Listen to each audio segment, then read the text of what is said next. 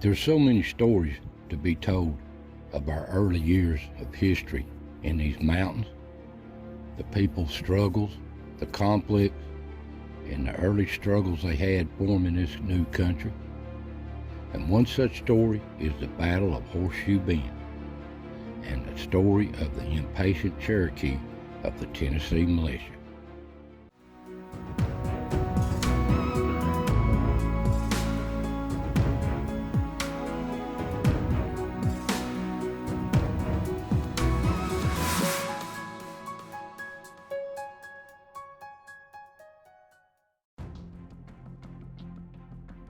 Now, the frontier was still being developed.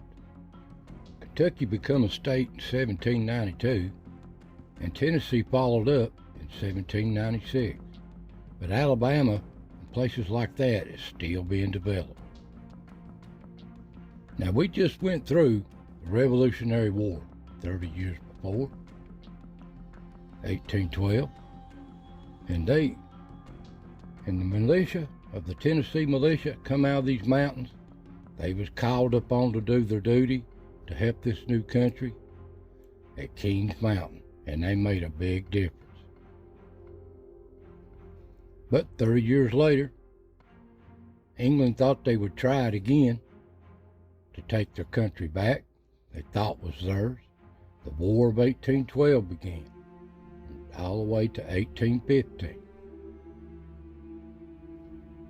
Now, they even invaded Washington, D.C. and burnt the White House in the War of 1812, the beginning. And they meant business. Well, that just incited the people of America to stand up and stand strong, because they're not going to give it up without a fight. Now, the English out in the frontier done just like they did the Revolutionary War. They persuaded the Native Americans to go towards their way. And they really didn't care, they just used them. Now, the Tecumseh here was in the north with the Shawnee. He resented the white man being here, and he was more than glad to get with the British to help supply them so they could get these white settlers out of their country.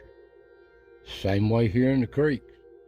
Tecumseh was trying to bring all the tribes together to drive the white man out of their country. But they sided with the wrong people. Now, down here, the Creeks, they were two fractions of the Creek Nation, the White Sticks and the Red Sticks. The White Sticks were peaceful people that tried to assimilate into the new culture coming in and peaceful.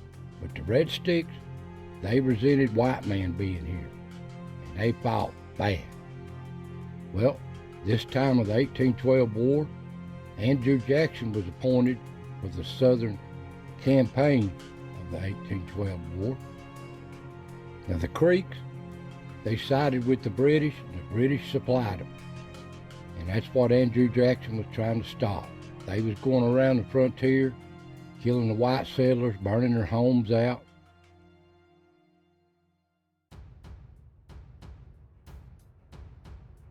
They attacked Fort Mims in Alabama and killed over 500 women and children and men on August 30th, 1813. But this was on then. All the militia was called up. They come out of these hills and mountains just like they did during the Revolutionary War to help their country. And they come from all over. They drafted them. They was building an army. And the Cherokee, they sided with the Americans, the new Americans. They pledged their loyalty to them, and they was trying to be civilized and assimilate into the new culture coming in. But this come back to haunt them in the long run. Now, Davy Crockett wasn't at the Battle of Horseshoe Bend. He joined the army of Andrew Jackson's early on and scouted and hunted for him. But he didn't agree with him at all. They didn't see eye to eye, so he left as soon as his term was up. And the Cherokee, they helped track and hunt for Andrew Jackson's army. and they was part of the militia called up from all the different states, especially Tennessee. And they tracked the creek down to Tallapoosa River in Alabama. And here's what it looked like, an aerial view, an old one, of a big bend here. The Creeks had built them a fortification in here, a fort, which they thought would protect them, that nobody could ever break this fortified position, but it was only, they just built in their grave. Here's a better picture of it in the map. Now the U.S. forces under Andrew Jackson had 3,500 men, of which of that 500 was Cherokee militia. And the Creeks, they was 1,000 strong. And they built 45 position here. You can see the map here. But they was not going to surrender. And they had their women and children here in a village behind them to their back. They thought that they could not be breached here. They was well protected, but they thought deadly wrong. They had nowhere to retreat. Now the militia, they was under Coffee, under Andrew Jackson's command, and they was on the rear guard, and they guarded the back. There was going to be 2 assaults, one from the front at the breastworks and one from the rear from the river. Now start out, Coffee sent 3 volunteers over, Cherokee militia, over to the other side of their village there to steal their dugouts and their canoes, where they couldn't escape. And they were going to use these canoes as they got them. More would go over and get more after that, to where they could all bring a force over and attack the village and the breastworks from the rear.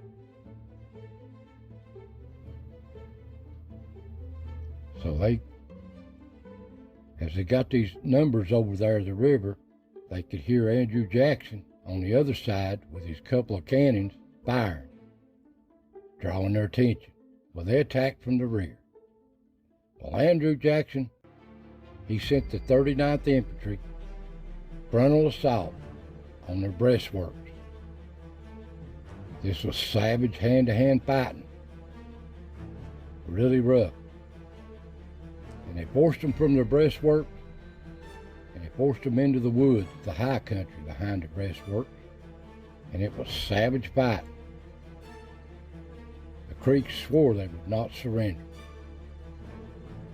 And they forced them up through the woods, on back towards the river, into the village. So many innocent women and children died on the Creek side, and that's the sad part of this story. And as they escaped towards the river, the militia was waiting on them. They was shooting them as they tried to escape, coming back. They didn't want to surrender. They was going to fight to the death. And they met the Cherokee too, with the militia. They was fighting them too. Now, the Cherokee was not much on the Creek, because the Creeks always was invading their land and killing their people. And some escaped and most didn't. They died trying to escape. It was savage fighting. A lot of them died just swimming the river trying to escape this onslaught. And this battle went on, they said, for 5 hours. The major battle of it was over. Just cleanup after that. They said there was over 900 Creek warriors died. And U.S. forces numbered around 70 that died. And some famous people here that fought here, Sam Houston. He fought on the frontal assault, and he was wounded in the thigh with an arrow, and shot in the shoulder and the arm, wounded 3 times, and continued to fight. But they said this arrow in his thigh bothered him all his life.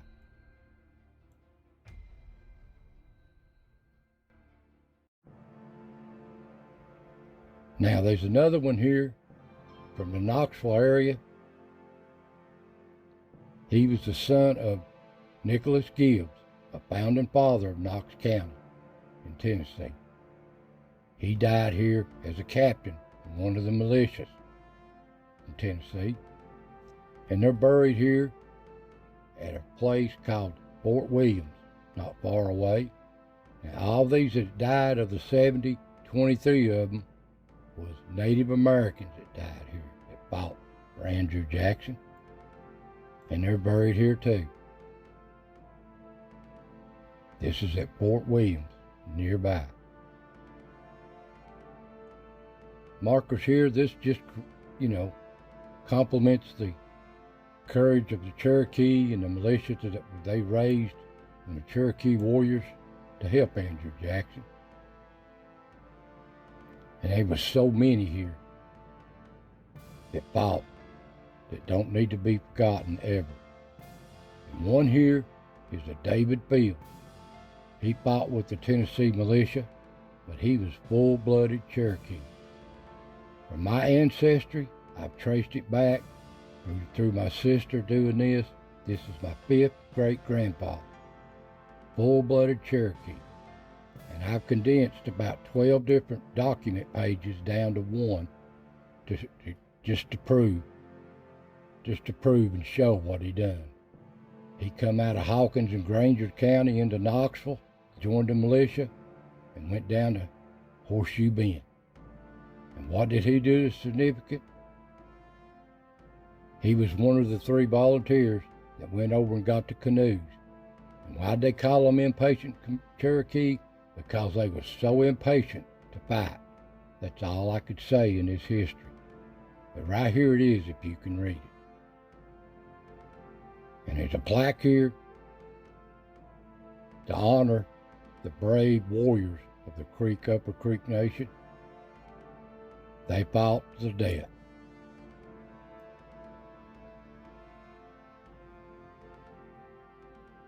Now later, what creeks that survived went into Florida, the Spanish territory of Florida.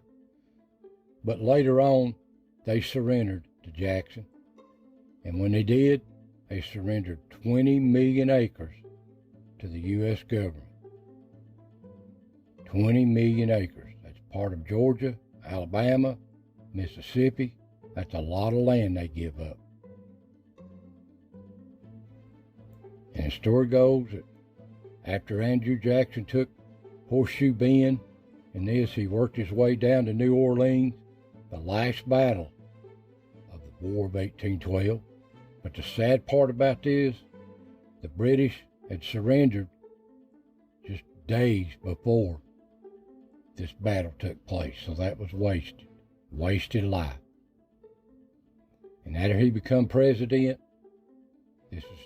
he was going to solve this Indian problem. This is just a statement he made before he started this relocation of all the native tribes east of the Mississippi. Here's a map of all the tribes at one time and their great power in this North America. So many of them, and so many of them are just sad stories of each one. And here's a map of where they relocated all the tribes, the Creeks and the Cherokee, the Choctaws, so many other little tribes. They relocated to the Oklahoma territories. But all of what they done, the Cherokee decided to help the Americans. It didn't matter. They was gathered up, just like with all the other tribes, and marched to the Trail of Tears to the Oklahoma territories. So sad in the dead of winter. So many of them died along the way, buried beside the road.